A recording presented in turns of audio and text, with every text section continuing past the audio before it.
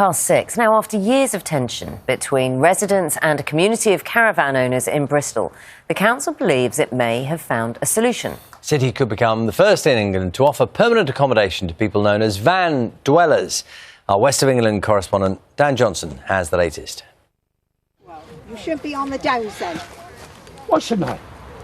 What's it got to do with you? On the leafy streets of Bristol, tempers are fraying. Attitude. No, it's called standing up for rights. Residents want these caravans moved. Some who live by the roadside are feeling victimised. The stuff they're posting is just absolutely ludicrous. In fact, it's bordering on hate crime. Danny's been here on and off for years. It's not like we just sprung up overnight, and there is no answer to it until you answer the housing problem. You'll see it in lots of other towns. You know, youngsters, can't afford rent, can't afford nothing, so they're going to take the option of where they can live. We're agreed it's the council's inaction, that's the problem. Yeah. Residents want something done and have started a new group called Protect the Downs. Some of the van dwellers, I'm not saying all, empty their cess into the drains, into people's gardens and into the bushes. I have a great deal of sympathy for people that are homeless. I really do. But there are lots of people up here who are not. People are storing firewood and they wonder why these caravans go up in flames. You know. They complain about abandoned caravans blocking the road and being used for drug dealing or worse.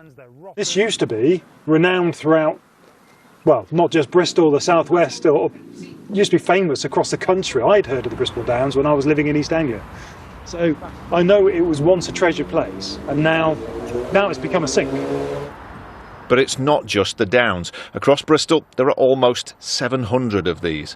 This city has the largest numbers, but also the possible solution: more off-road sites with facilities. It's become a really, really big polarising issue. The council has responsibility and favours resolution without enforced eviction.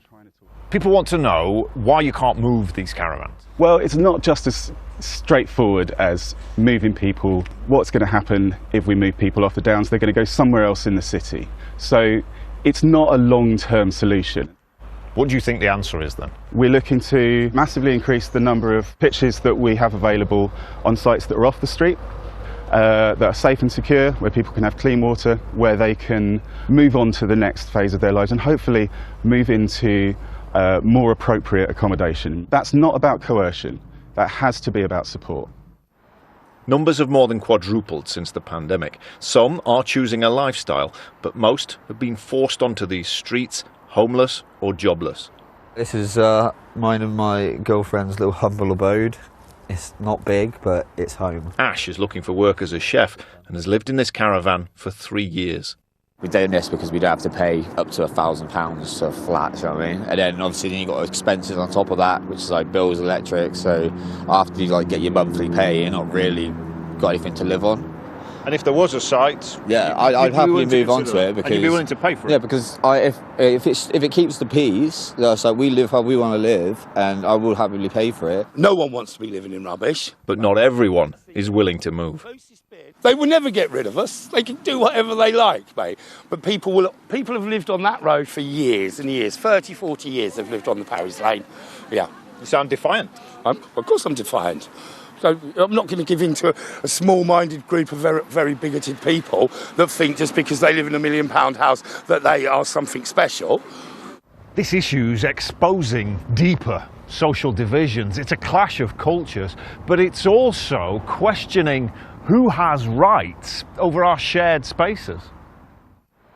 The spillover onto our streets is symptomatic of our nationwide housing crisis. Often vulnerable people shut out by soaring rents. This is one of the most expensive cities, so finding a resolution here and the right home for everyone to live in is a huge challenge. Dan Johnson, BBC News,